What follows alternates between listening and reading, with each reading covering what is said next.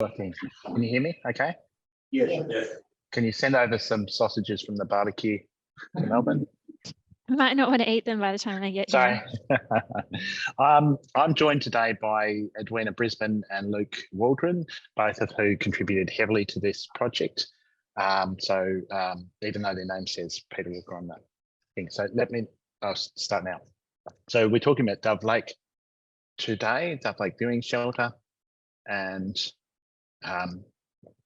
in acknowledgement of the first people, the building in many ways is that acknowledgement, and it was intended to be an acknowledgement of the long history that the people, those first people, have with Tasmania and their relationship with the landscape. Not surprisingly, the building is located at Dove Lake, at Cradle Mountain, as part of the Tasmanian Wilderness World Heritage Area, which is recognised for exemplifying 7 of the 10 outstanding universal values, including an outstanding example of ongoing geological processes, a place of exceptional beauty, plants and animals that are still surviving that are of exceptional value. The geological processes can clearly be seen and understood in the landscape. However, the experience of arrival did not match these outstanding values. In fact, the way people arrived was detrimental, creating a scar on the landscape and detracting from our experience. Our project intention was to heal this wound. We constrained the footprint of the new building to the disturbed landscape of the existing car park, and we created a space that was aligned to the World Heritage values and interprets the landscape that is around it. The form is considered as emerging from the rocky landscape in a manner that minimises visual impact to the surroundings whilst culminating in an eternal experience. Siting enables rehabilitation of previously disturbed land, internally designed around a choreographed series of corridors and viewing chambers that expand and compress to reveal views, light, soundscape and storytelling, all with the intent to connect to the beauty and fragility of the place. A heavy solid mass concrete shelter has been pinched and folded to engage with critical surrounding views, while internal cavernous spaces reinforce a sense of scale in the dramatic landscape. The shelter sits proudly in the foreground of the mountain whilst concealing the lake.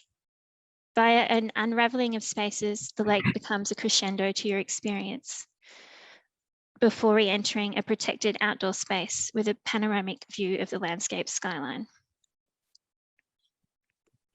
Residual imprints from glacial shaping are evident in the landscape, and inspiration was drawn from the textures of the geological processes that form the surrounding valley. During design development and construction, we engaged in extensive material testing with fabricators to the point of designing a custom concrete roller. Initially turned from a block of wood, it was later refined into a set of nylon tools used to contour the surface. The custom system allowed us to draw upon the textures of the context and echo them throughout the project. The process was replicated on the concrete roof and led to an organic outcome, not able to be achieved through formliners. The deep grooves will encourage settlement of organic material and growth of moss and lichen, further embedding the shelter into the landscape. The result, a foreign object emerging from the rocky landscape, reflecting form, texture, and tonality.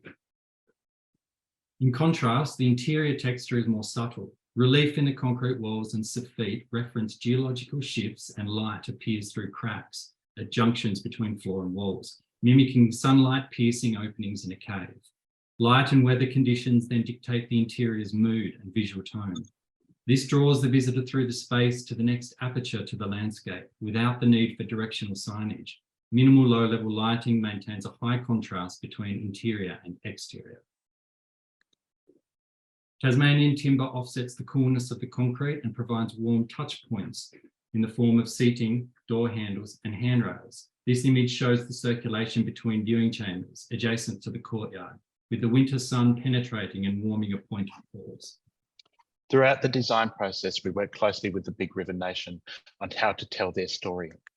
The words always was, always will be is a recognition of the long history of the Aboriginal community within the landscape And it encourages people to take a longer term view of the surrounding environment and how it was created, a place which is much bigger than themselves. The final result is a building that is respectful of the World Heritage values and over time will become part of the wider landscape. That's it. Thank you.